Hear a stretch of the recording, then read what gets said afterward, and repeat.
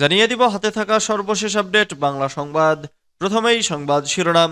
৩০০ million dollar পাচার, শেখ হাসিনা ও জয়ের বিরুদ্ধে দুদকের অনুসন্ধান শুরু। এরপর জানিয়ে দিব সাবেক মন্ত্রী আনিসুল হকের ৩ ব্যাংকে ২১ কোটি টাকার সন্ধান।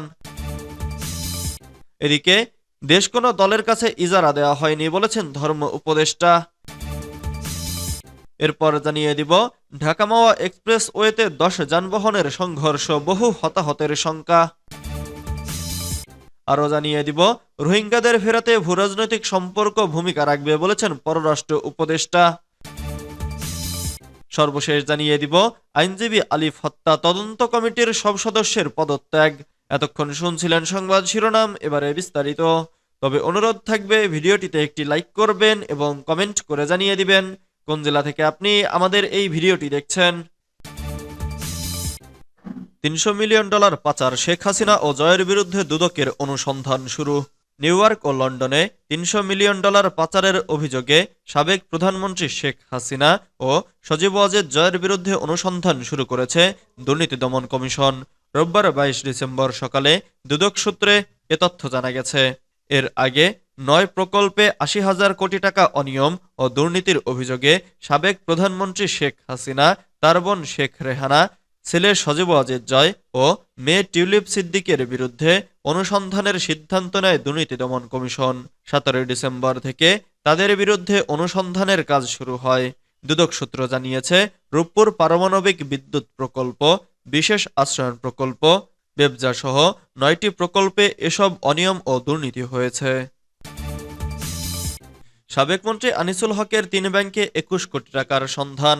আইন বিচার ও সংসদ বিষয়ক মন্ত্রণালয়ের সাবেক মন্ত্রী আনিসুল হকের ১৬টি ব্যাংক হিসাবের সন্ধান পেয়েছে দুর্নীতি দমন কমিশন।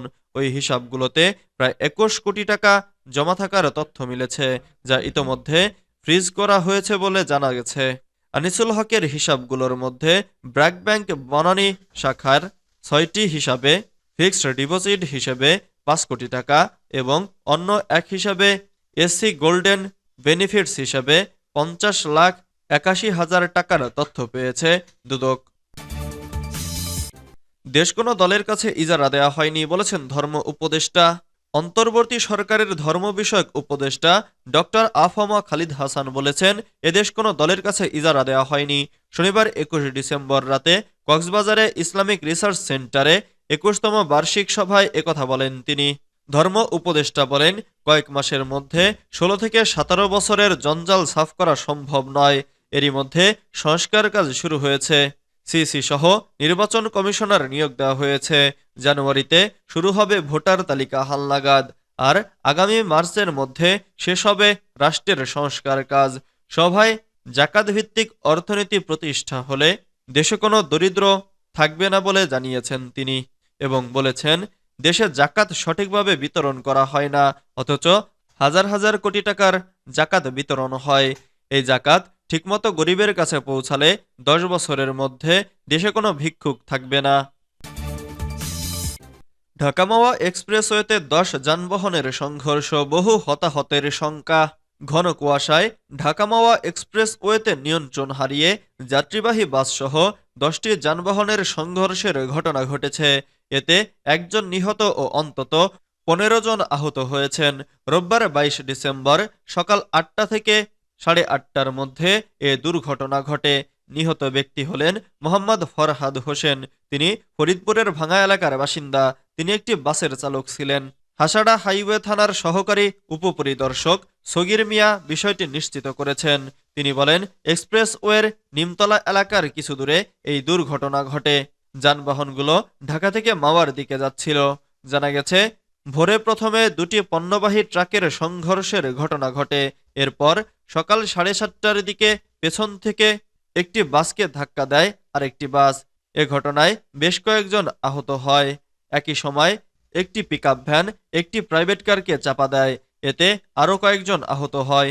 এদিকে এমন দুর্ঘটনার খবর পেয়ে ঘটনাস্থলে গিয়ে উদ্ধার কার্যক্রম শুরু করে হাইওয়ে পুলিশ ও ফায়ার সার্ভিস।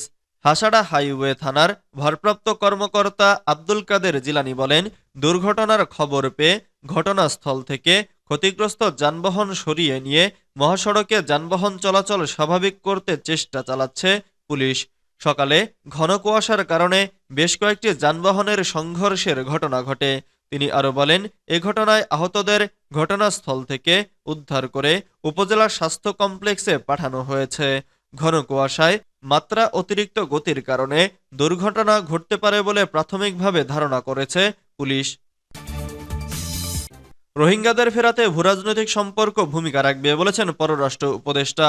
বাংলাদেশে আশ্রয় নেয়া রোহিঙ্গাদের নিজ দেশ মিয়ানমারে ফেরাতে বঙ্গোপসাগরের সঙ্গে পারিপার্শ্বিক ভূরাজনৈতিক সম্পর্ক ভূমিকা রাখবে বলে মন্তব্য করেছেন পররাষ্ট্র উপদেষ্টা মোহাম্মদ তৌহিদ হোসেন। রোববার ২২ ডিসেম্বর সকালে রাজধানীর বিআইআইএসএস অডিটোরিয়ামে বঙ্গোপসাগরের সঙ্গে পুনর্সংযোগ স্থাপন অভিন্ন স্বার্থের খোঁজ শীর্ষক সেমিনারে বক্তৃতা করেন তিনি। পররাষ্ট্র উপদেষ্টা বলেন, বঙ্গোপসাগর কোনো ইকোনমিক্যাল জোন না হলেও ইকোলজিক্যাল জোন হিসেবে ব্যবসা বাণিজ্যের দ্বার আরও উন্মোচন করবে। তিনি বলেন, রোহিঙ্গাদের মিয়ানমারে ফেরাতে বঙ্গোপসাগরের সঙ্গে পারিপার্শ্বিক ভূরাজনৈতিক সম্পর্ক ভূমিকা রাখবে। সেমিনারে আরও উপস্থিত ছিলেন বাংলাদেশে নিযুক্ত জাপানের রাষ্ট্রদূত ইয়োয়ামা কিমিনোরি। তিনি বলেন, বাংলাদেশের রাজনৈতিক উন্নয়নে জাপান ভূমিকা রাখবে। আইনজীবী আলিফ হত্যা তদন্ত কমিটির সব সদস্যের পদত্যাগ। চট্টগ্রামে আইনজীবী সাইফুল ইসলাম আলিফ হত্যাকাণ্ডের ঘটনা তদন্তে জেলা বারের তদন্ত কমিটির সবাই পদত্যাগ করেছেন। গত বুধবার ও তার আগে কমিটির সদস্যরা পদত্যাগপত্র জমা দিলেও বিষয়টি শনিবার জানাজানি হয়। ৫ সদস্যের ওই কমিটির প্রধান হচ্ছেন সাবেক পিপি অ্যাডভোকেট মোহাম্মদ আব্দুস সাত্তার। গত বুধবার তিনি সমিতির সভাপতির কাছে অব্যাহতি চেয়ে পদত্যাগপত্র জমা দেন। এর দুদিন আগে কমিটির ৪ সদস্য পদত্যাগপত্র জমা দেন। আইনজীবী মোহাম্মদ আব্দুস সাত্তার বলেন, আদালত প্রাঙ্গণে সংঘর্ষ, ভাঙচুর ও আইনজীবী আলিফ হত্যার ঘটনাটি অত্যন্ত স্পর্শকাতর। ঘটনার সঙ্গে পুলিশ কর্মকর্তা থেকে শুরু করে প্রশাসন ও আদালতের কর্মকর্তারাও সম্পৃক্ত থাকার সম্ভাবনা রয়েছে। ইতোমধ্যে এ ঘটনায় ৬টি মামলা হয়েছে। মামলাগুলো পুলিশের পাশাপাশি বিভিন্ন সংস্থা তদন্ত করেছে। আইনজীবীরা যদি ঘটনাটি তদন্ত করে তাহলে নিরপেক্ষতা নিয়ে প্রশ্নবিদ্ধ হবে। তিনি বলেন, আমাদের পরামর্শ হচ্ছে স্পর্শকাতর এ বিষয়টির সুষ্ঠু নিরপেক্ষ তদন্তের স্বার্থে জেলা ও দায়রা জজ পদমর্যাদার বিচারক দিয়ে বিচারিক তদন্ত হওয়া উচিত। এই কারণে কমিটির সদস্যরা সবাই অব্যাহতি নিয়েছেন। উল্লেখ্য, গত ২৬ নভেম্বর চট্টগ্রামের আদালতে রাষ্ট্রদ্রোহ মামলায় গ্রেফতার হন সনাতনী জাগরণ জোটের মুখপাত্র চিন্ময় কৃষ্ণ দাসের জামিন নামঞ্জুর ঘটনা নিয়ে সংঘর্ষ হয়। এ সময় আইনজীবী সাইফুল ইসলাম আলিফকে পিটিয়ে ও কুপিয়ে হত্যা করা হয়। পরে ঘটনার তদন্তে সমিতির পক্ষ থেকে একটি কমিটি গঠন করা হয়। এছাড়া ২৯ নভেম্বর নিহত আইনজীবী সাইফুলের বাবা বাদী হয়ে ৩১ জনের নাম উল্লেখ করে একটি হত্যা মামলা করেন। একই দিন আলিফের ভাই বাদী হয়ে ভাঙচুর ও বিস্ফোরক আইনে একটি মামলা দায়ের করেন।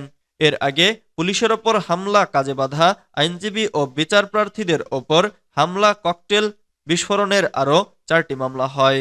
এর মধ্যে পুলিশ বাদী হয়ে 3টি মামলা করেছে। সবগুলো মামলায় গ্রেফতার আছে 40 জন। তাদের মধ্যে হত্যায় জড়িত থাকার অভিযোগে 11 জন গ্রেফতার রয়েছেন।